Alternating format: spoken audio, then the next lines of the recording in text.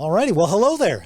It is I, the bearded one, and if you've been paying attention, you will notice that we've moved from the basement upstairs to our little sitting area up here.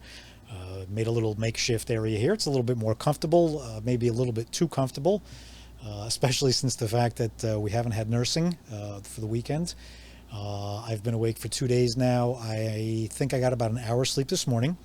So I would like to, at this moment, say that I am not responsible for anything that comes out of my mouth because I am quite tired. I just may fall asleep here at some point. That may happen because I am quite tired. But anyway, I posted up on my Instagram again. I had so much fun with the other one, basically where I just said, leave a comment, leave a thought, leave something. And that's going to be the topic of the babble tonight. That's what it is. Wow, why is it so hot? It's just, I don't understand. Here we are in the middle of September, and it's like 80-something degrees outside, and it's late, and it shouldn't be this hot. It is, I'm sorry, I'm just a sweaty, non-sleepy, hairy mess. I don't know what's going on. I have no clue what's going on here. If anyone needs a makeover, if they do makeover shows, someone put me in for a makeover show. That's all I have to say. Okay, all right, let's get to my Instagram and let's get to some of the comments. Yeah, like I said, quite tired. Been a long weekend. My son's health has been kind of up and down, but overall okay. So it's been a tiring, stressful as always. But I had to come down and I had to do this because, again, you got to do something. You got to create every day. You got to do what you want to do. And this is what I want to do. This is my therapy. So if you're listening, thank you because you're my therapist. I don't know if I need to write you a check or because I know therapists do get paid quite well. All right, here we go. Going to record another podcast shortly where your comments below are the subject. So drop a word and I'll babble on it. And I'm going on 2 days no sleep, so I'm even more stupid. That was the IG post if you saw it. All right, let's get into some of these comments here. I believe we're going to start with, Colin O'Reilly, my good friend, my brother. He, of course, said UFOs. If you look back on my YouTube here, on my YouTube channel, you can see some of my old IG lives. I had Colin on a couple of times, and I think it was always focused around aliens. He turned me on to a lot of great people, and now I actually have in my YouTube feed, I actually have people talking about aliens and everything that's going on out there. And with the chaos and the craziness of pretty much everything that has been going on in the world these past couple of years, I don't see how we're not going to get out of this year without having some form of definitive contact with the extraterrestrial. And I think it'll be a good thing. I know some people may be nervous about it or worried about it or what it's going to do. I think it would be a great thing because the aliens, the extraterrestrial, the grays, I don't know what to call them. And that's the thing, depending on what shows you watch or who you listen to, there's so many different ideas and theories. And I watch a lot of the History Channel, the Ancient Alien stuff, a lot of great stuff there. About them and about what they would do if they came here, what they would be like. I believe they're around us. I believe they're watching us. I believe that they're much more intelligent than us. And I believe they can teach us a thing or two. They can answer some of our questions. We all have questions. We all have a lot of questions about the planet, life, all our beliefs. I believe that they could answer a lot of our questions, and I think that would be a good thing because we do fight a lot about questions and things that we don't agree with here on Earth. So maybe if a much smarter being can come down here, Mr. Alien, Mrs. Alien, if you can come down here and hopefully get us on track, because we're not doing it. The humans are quite messed up. I think we need an outside, some outside help, and that's what I'm hoping. I'm hoping for the aliens to come down before the end of this year. And I would love to have one sit here and have a little babble. They'd probably be the best guest ever. Alrighty, so we're going to go from UFOs. Mare Bear NYC, tennis. Mare Bear, tennis.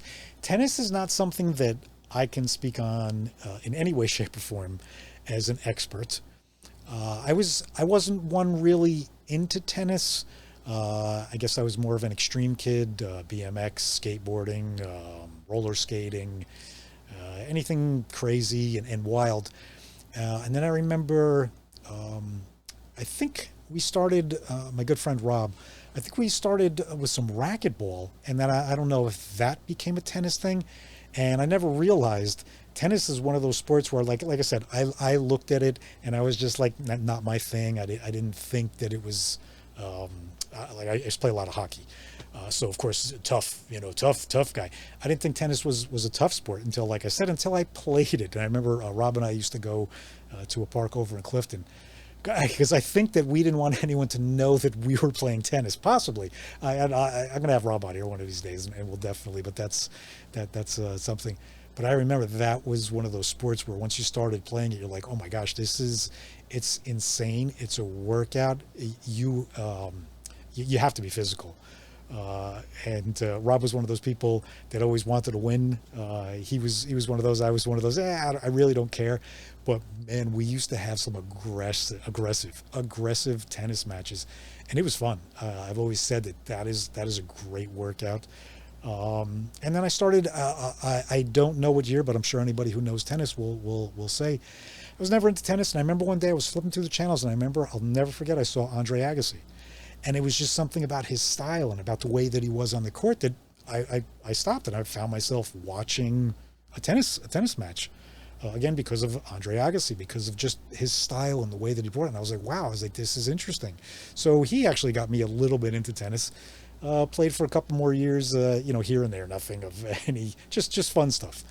And I think now, the closest that I'll get to tennis is pickleball. Really enjoy pickleball. We got to set it up now. Like I was saying, I mean, it's hot here today. It's been a brutal summer. You're right over the river there in New York, so you know how hot it is. We really haven't been able to get out and play. We got a pickleball set last year, and we would get out, and me, Jenny, and Dakota, and Jaden too in his wheelchair, and we would just sit him there in that spot. And if the ball came to him, well, we'll see what happens.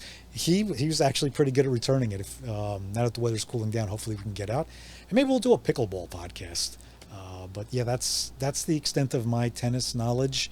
Not a lot. I know that the Open was just going on, or Wimbledon. I'm sorry. That's how much I know that there was just something really big on, because of course you saw all this stuff. I saw a lot of stuff with Serena. Definitely an inspiration. Again, I mean, I've seen her play tennis, and again, she has that Agassi style that draws you in, that you want to watch, because it's like, wow, that's someone who is an expert. Is a goat. There's another thing that we spoke on, goats, in the past. But yeah, the greatest, people who get you interested in a sport. It was great to see. I'm not sure if she's officially retired yet or not. But again, someone who brings a lot of people, I guess, to the sport, just because of who she is. So again, people like Agassi, people like her, they will get you into something that you may not even be, just because of who they are and just because of their energy. And again, that's pretty much what this all comes back to, is energy. I see people's energies, and that's my babble on tennis. Hope it was a good one for everyone. Alrighty, moving on. What's going to be next? Oh God, the Phantom. Goody. Craig Goodson, Goody, someone that I used to work with. I don't know.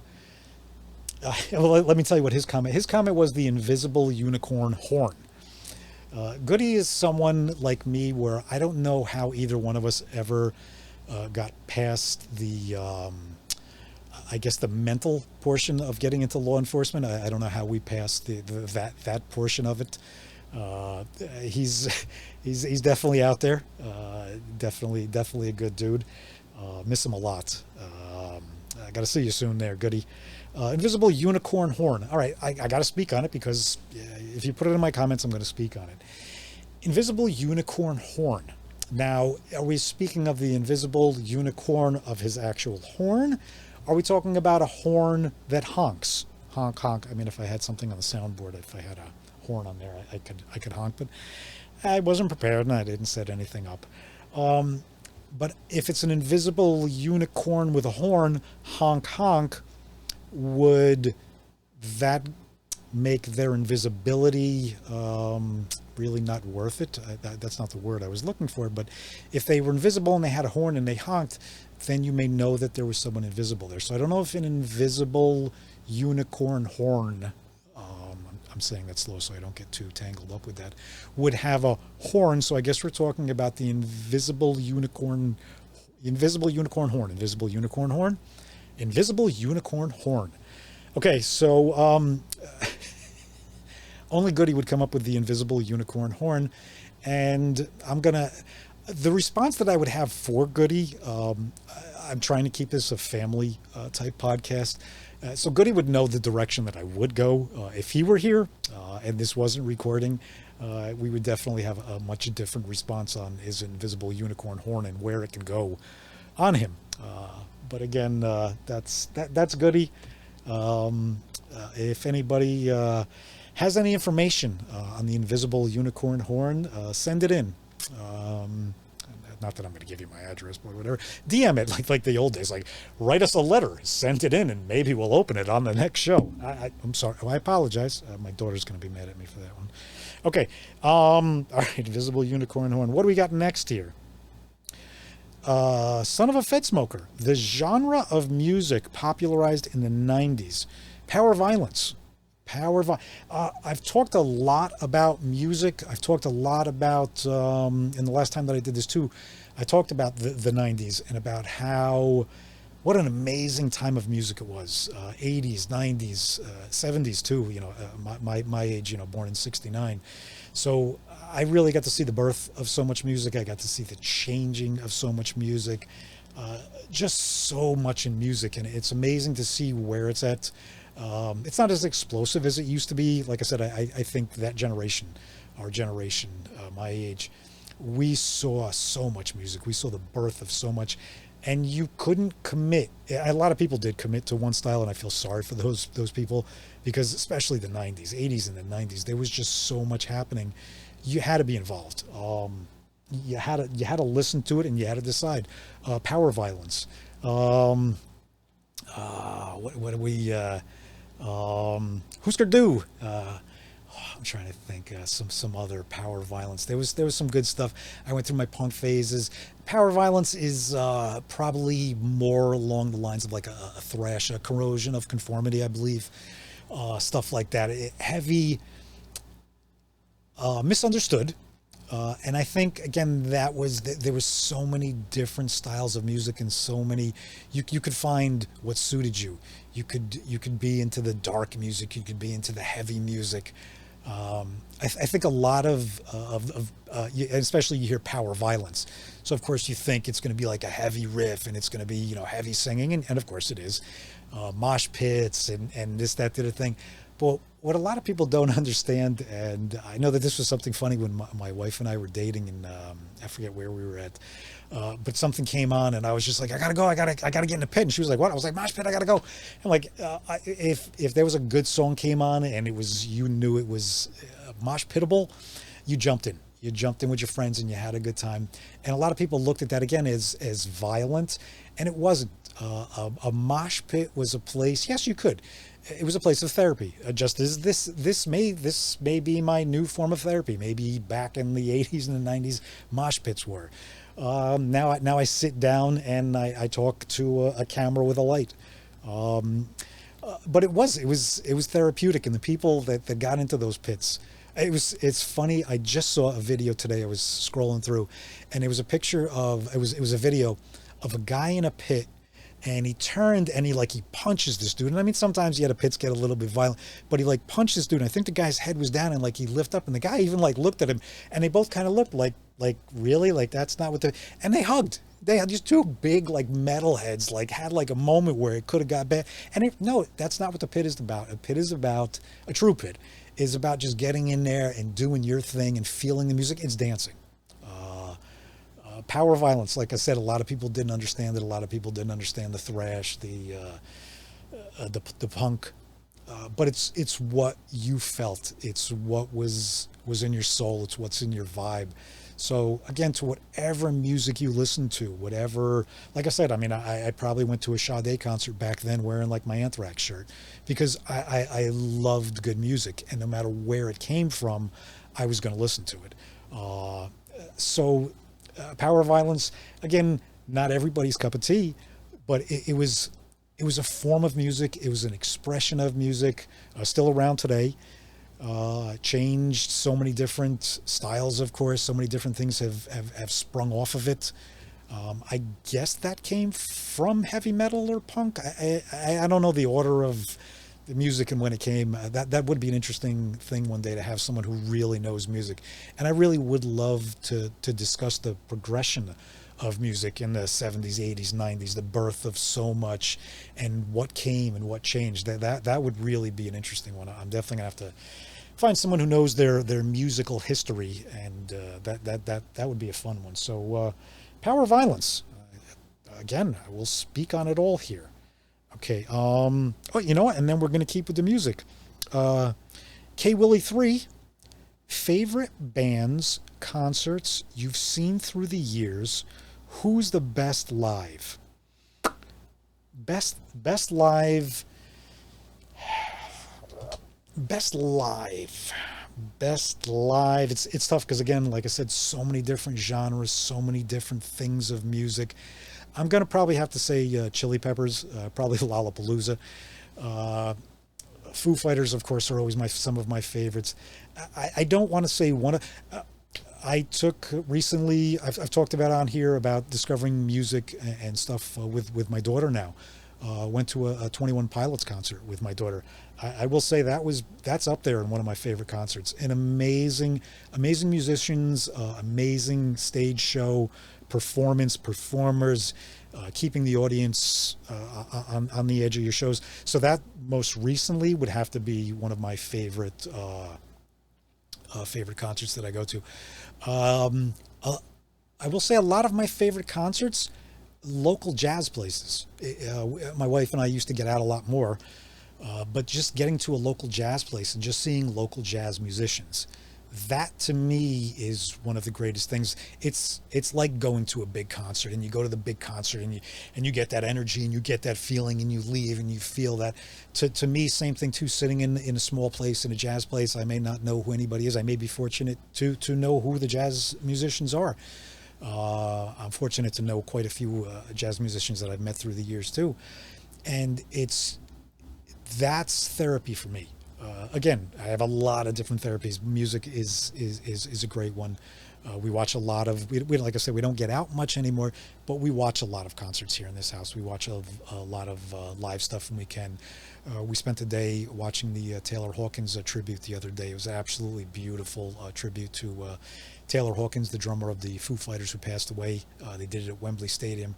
Had some amazing performers on there. That would have been a great concert to go to.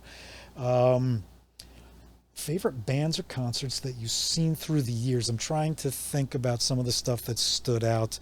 I've been to some interesting ones. Slayer at the Forum, where it was almost burned down. What else? There have been some, but like I said, it's heavy. I've been to heavy metal. I've been to jazz. I've been to when my wife and I used to live in Bloomfield. They used to have a lot of stuff in the park in the summertime, and no matter what they had, if they had opera, if they had whatever, just to sit and relax and enjoy music. So I think live music. If you get a chance to get out and see live music, get out, support, take that in. But again, going back to old days, Van Halen. I probably, every time Van Halen was around, I saved up, I begged, borrowed, and stole to make sure that I had a ticket. I didn't care where it was. Had to go see Van Halen back in the day. They were my all-time favorite band growing up. Over the years, though, so many different. One of a very fun one was I forget where it was in New York City. It was King Diamond and Onyx. It was in a little club. That was a fun one. They don't have to be huge venues. Sometimes the best concerts you're going to ever see are going to be in a tiny thing. I've been fortunate enough to be around some amazing after parties with some people, and just pop-ups and just people being there, some people you wouldn't expect, performing things that you wouldn't expect them to perform. So I'm a fan of music. I'm a fan of all music. I've made that very clear here. I'm not trying to get out of one particular thing, but if I had to say favorite all time, yeah, it's probably a toss-up between Chili Peppers and Foo Fighters. Absolutely best energy after one of those concerts for me. But again, Sade too. There are a lot of other things that I absolutely love. Okay, so we'll get to that. Let's see. Toast Asbury. Toast Asbury. Toast Asbury is also Toast Montclair. It's Amy, a very good childhood friend of mine. Toast Asbury and Toast Montclair are breakfast spots. If you're ever in Montclair or Asbury Park, I suggest you go to Toast. I suggest you tell Amy that I sent you, and maybe she'll throw a pancake at you. That maybe I'll ask her to. That's someone I would love to have Amy on here one day. Her food is absolutely amazing. Let me, before I get into your comment there, Amy, with Toast Asbury. Amy's one of those people. Again, I'm going to support her business. I'm going to shout out her business, the Toasts.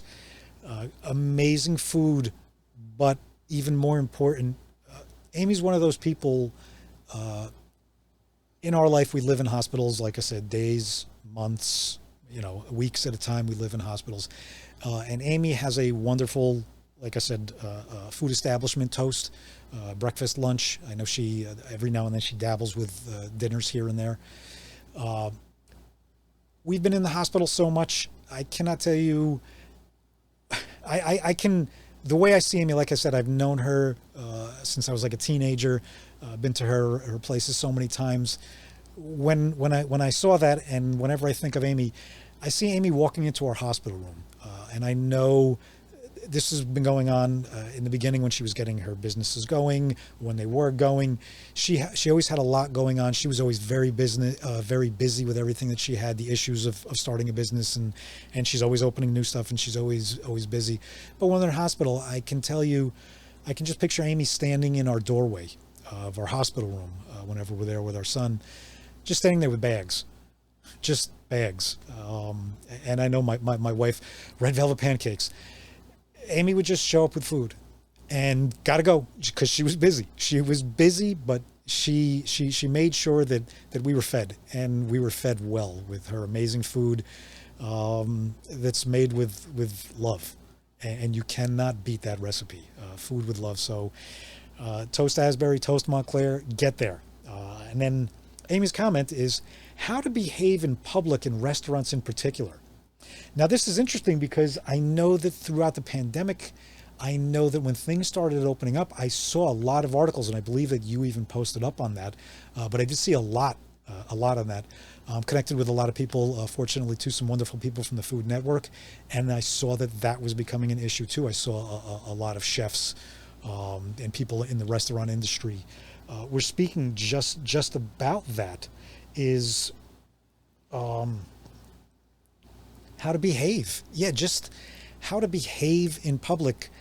I don't know if everybody being cooped up for so long, if we forgot how to act, if we forgot common decency.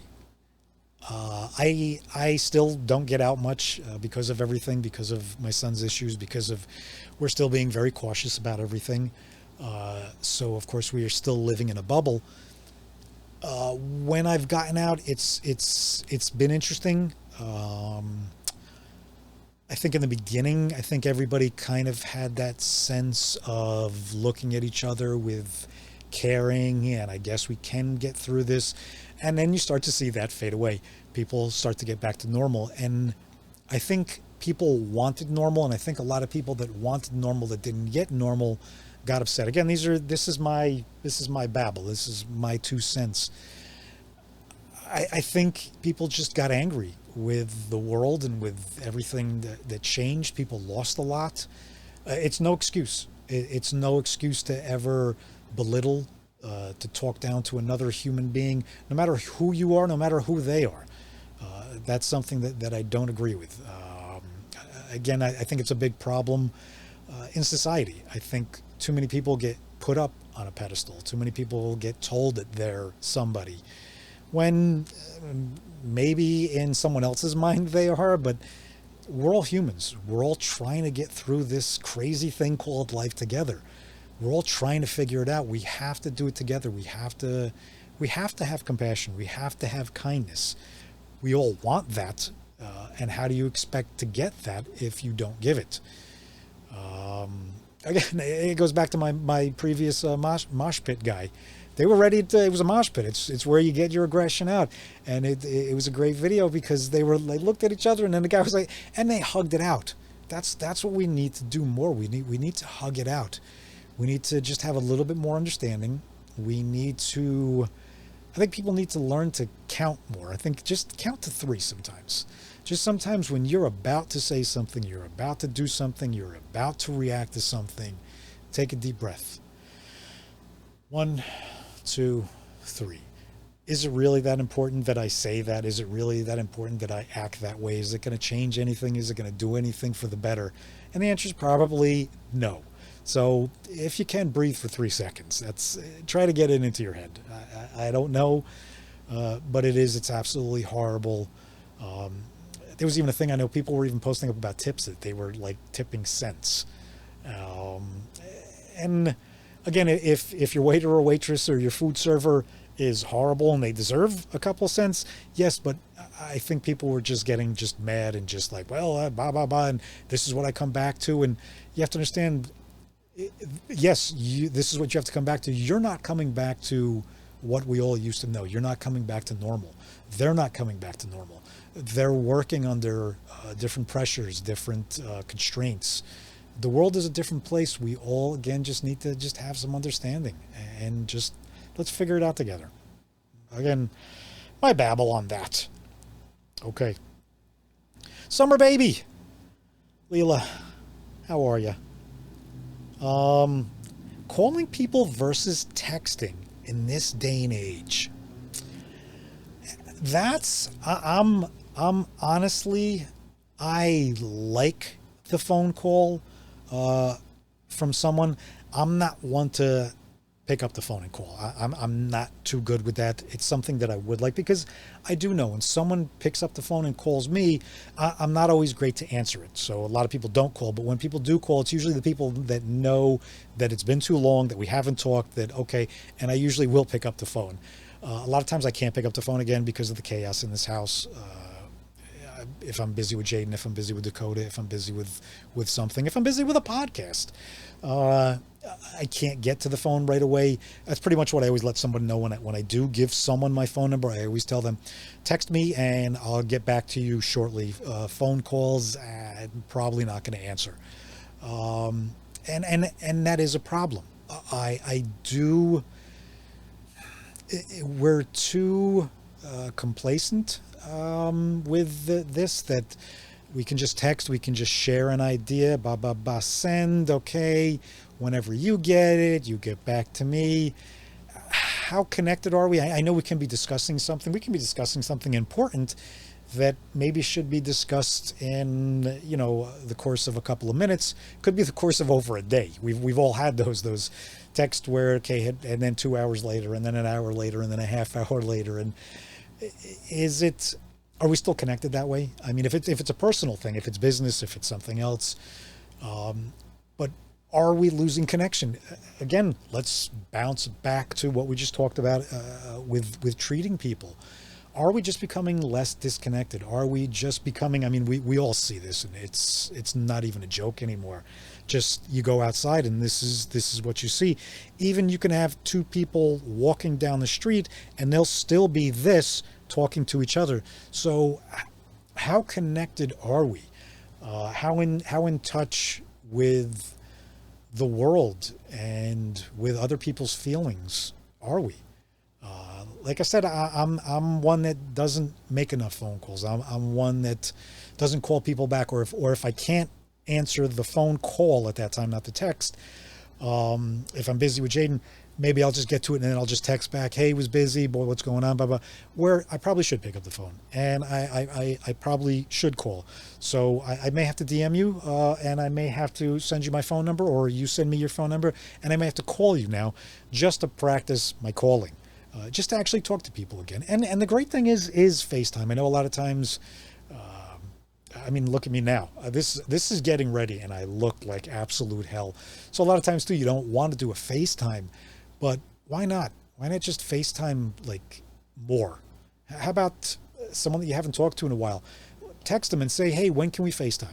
I know my wife actually does that a lot when I do these solo, or when I do them with Dakota. She'll actually reach out to one of her friends and she'll FaceTime one of her friends while I'm doing this. And I think that's a great thing. So kudos to her for that. And we all need to do that more. But this, on the flip side of that, again, I'm babbling, I'm exhausted, haven't slept in 2 days. So everything is just spinning here, probably too much. Where was I going? On the flip side of that, this is a good thing for people, I don't want to say who are antisocial, people who just can't deal. And it is a good way for people to still be connected that normally wouldn't be connected. For people who don't like to talk on the phone, for people who don't like to video chat, for people who only want to text, for some people that, for them, that's fine. That's a good thing too. And that you have to understand too. We all just have to understand what everyone's opinion and thoughts on their life is, and respect that. And, but yeah, I do think we need to have more face-to-face interaction as I sit here talking to inanimate objects. Yes, I definitely need to talk to more live human beings. Frankenstein, speaking of live human beings, one of my favorites. He was alive, so. Okay. Alrighty. Gabriel Sartine Stone. The destruction of the modern family and how the pendulum can swing back to support men in the world at a much higher level. Making art, not war. And I responded to him. I was like, wow, that's a great subject. It's deep. And he was like, if it's too much. And I said, no. That's something, there are things that I don't like to discuss, that if there is a conversation going on, I may step away from it just because I may not be versed in it, or it just may not be where I want to go. This is an interesting one. And again, I think everything needs to be spoken on. So we'll babble on it. The destruction of the modern family and how the pendulum can... Let's start with the destruction of the modern family. I'm lucky here tonight, the way that these are falling, because again, we can go back to the previous one and the one before that. The destruction of the modern family. I think, again, these are just my thoughts. I'm not saying anything. You don't have to argue with me. If you want to have a conversation, we can have a conversation. And that's the thing. If I say something or you say something, people immediately jump to, well, he's wrong or she's wrong or that can't be, or I'm going to tell you. How about we just have a conversation about it? How about we just talk about it? The destruction of the modern family. There are a lot of things. I see, again, a lot of it goes back to this, and I don't think I really need to discuss too much how this is the destruction of the modern family.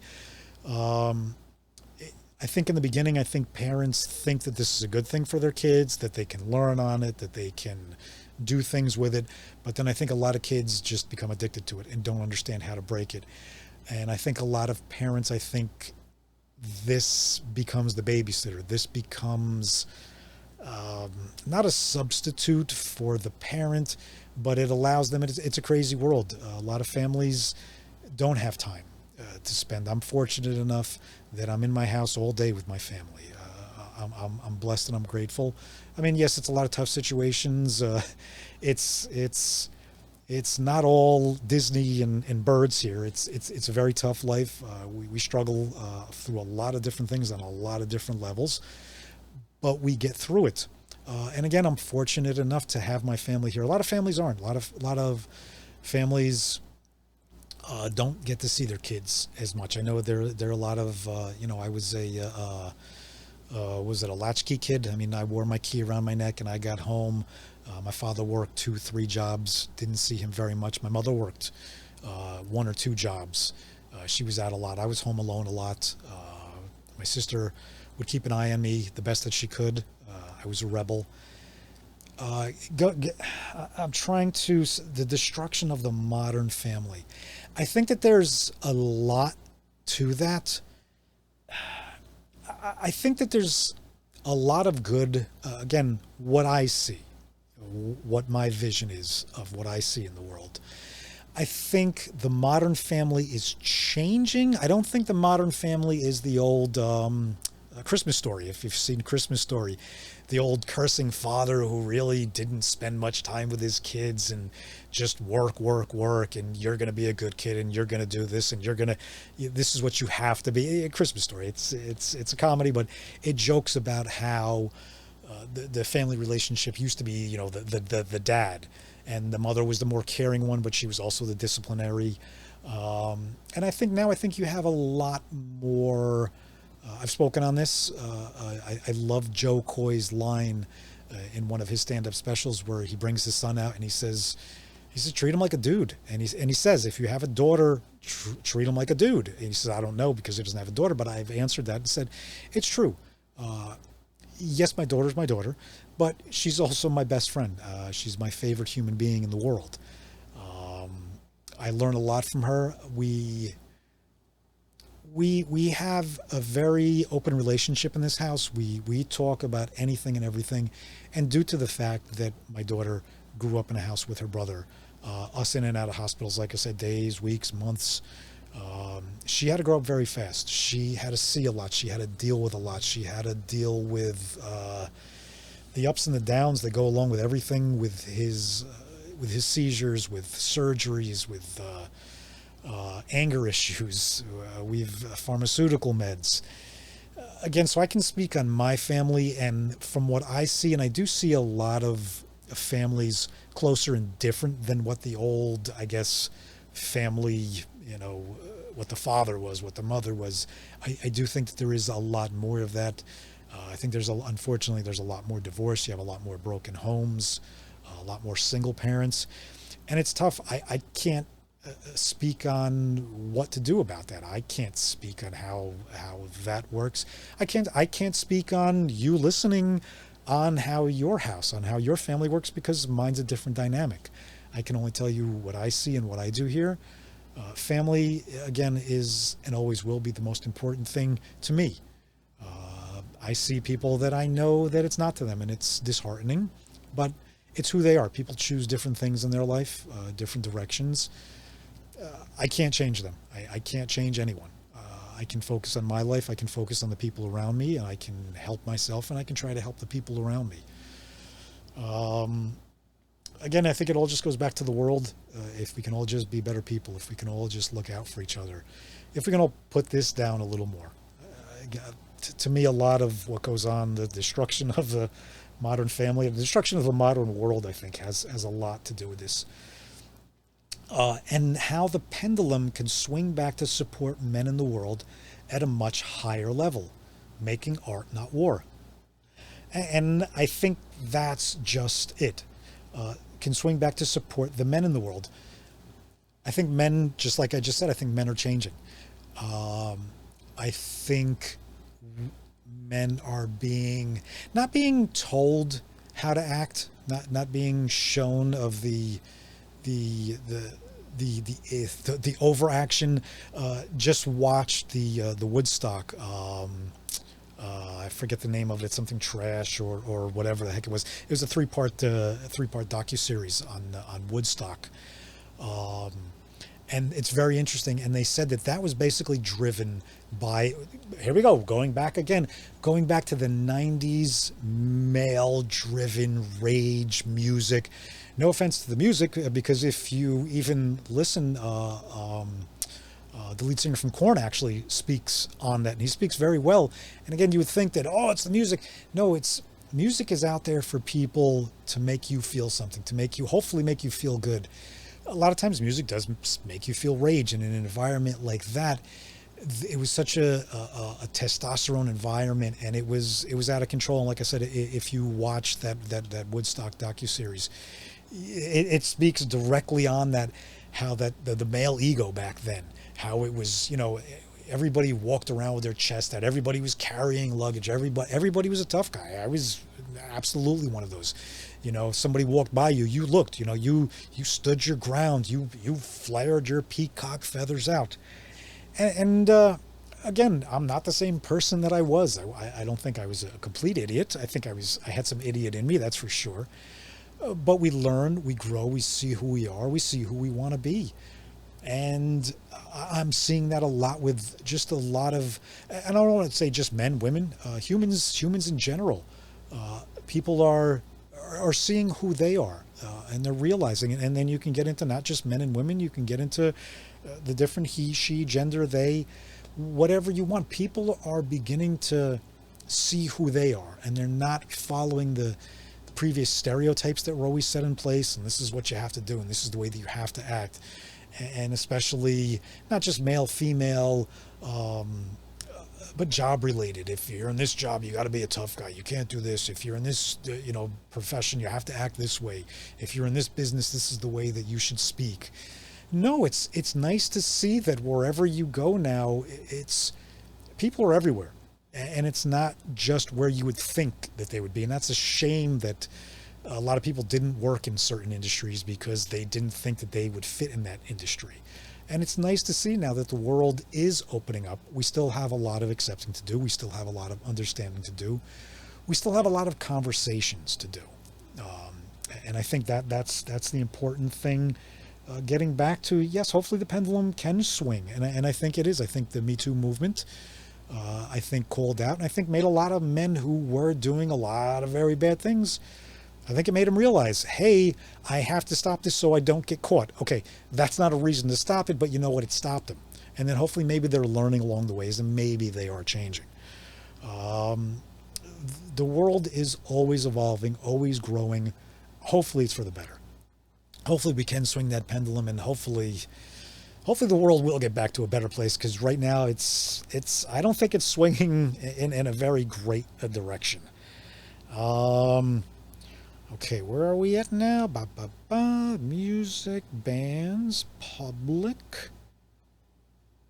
Calling that.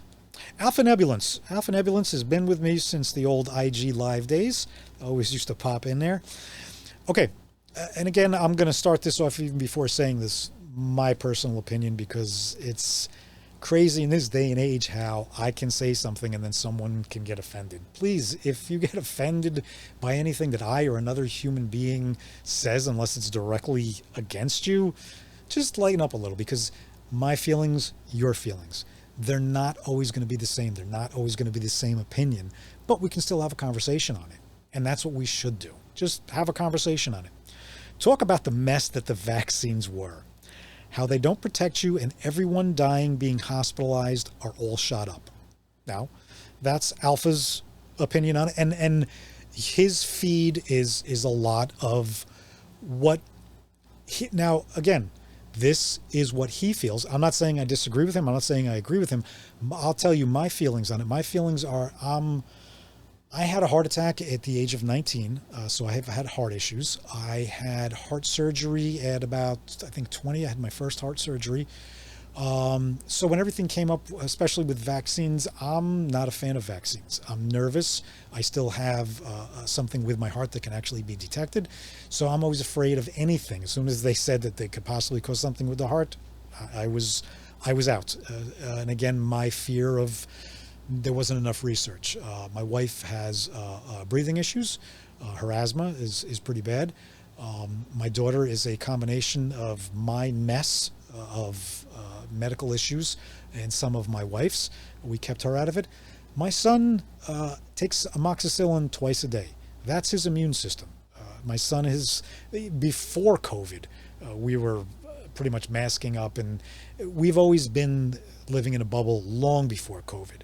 So when all this came out and then they started pushing everything, you want to speak on vaccines?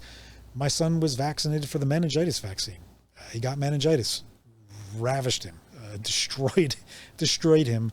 And, 19, 20 years later, we're still living with the after effects every day. So I'm not anti-vax, I'm not pro-vax. I know some people that work in the vaccine industry, very close with them, and I appreciate what they do.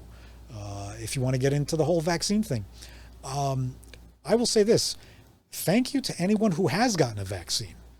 Because if your theory for getting the vaccine is you're helping other people and you're keeping other people safe, again, thank you. Not my opinion, but I'm grateful to you. I do my research, you do your research, you find what you find, I find what I find. We can discuss it, we can argue it. But again, we're finding stuff on the internet. So let's just kind of remember that most of our arguments are being based off of things on the internet. And then you can go, well, I got mine off of this news media site. Okay. I remember a couple of years back, around lunchtime, I used to actually sit right here and the TV's right there. And around noontime, I would put the TV on. And in my area here, we have Optimum Cable and channel 24, 25, and 26, MSN, CNN, and Fox. And I would always enjoy at the start of the hour, just flipping back and forth to see the 3 different top stories. If they did have the same top story, there was always a different spin on it. Again, get your information from wherever you want to. Listen to whoever you want to. Please just do your research. Just make sure that it's somewhat credible. Make sure that the person is somewhat credible.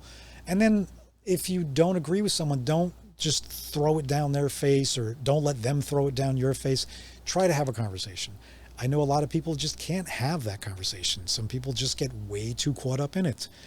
And that's when you have to kind of walk away. Again, I kind of avoid these conversations only because it creates so much animosity and unnecessary anger. I know when I just read that, I'm sure that someone probably just heard, they were like, oh, it's his opinion. It's what he, if you follow him, if you go on my IG, you can see it's what he believes in. And if you believe in something, then do your research, be passionate about it, put it out there. It can possibly help someone. And again, you can argue false information this side, false information that side. Do your own research. If you take anything, if you make any major decisions in your life off of, if the final question is, well, how did you come to decide that? Well, the internet. Oh, I Googled it. Oh, I found it on the internet. You're not making good life decisions. Do your research. Do your research, figure it out. And again, let's go back to, this is a problem of so many things. There's so much information out there that gets people hyped up. And there are people out there that's all that they want to do is get you hyped up. That's all they want to do is get you hyped up. Live your own life. Do your own research. I'm here in my house under my bubble. I'm living it the best that I can. I'm doing the best that I probably, the best that I can. Doing the best for my family. It's not 100% right. Not everyone's going to agree with the way that I do things or the way that I decide to do things. And I wouldn't agree with the way that you do things. But we can have a conversation about it. I may learn something. You may learn something. But again, let's just keep the doors open. Let's just keep on having conversations. Let's keep talking about anything and everything. It was a fun babble tonight. I mean, there was stuff all over the place. And you can see how it you can tie it all together. So whatever you're doing in your life, do it. Don't be afraid to voice your opinion. Speak up for what you want to speak up. But if you are going to speak up, listen. That's all. That's all that I ask. Just have a conversation back and forth. Listen to the other side. Sometimes the other side can be extremely relentless and annoying. If you got to walk away from a conversation, walk away from a conversation. Like I said, I try to stay away from a lot of the politics and a lot of that stuff because I could go for hours on that, on the reason why I stay away from all that. And again, my reason isn't your reason. We all have our own reason. We all have our own way. Let's just try to do the best that we can in this crazy thing called life. And let's just keep babbling. You and I will babble about anything and everything. Until the next time, hopefully I'll have another human being or an alien sitting here. Don't know, but I'll see you then. Thanks again for tuning in. Thanks again for supporting. Thanks again for your comments. Thanks again for being a part of it. I am going to go to sleep now. Peace. Love, laughter.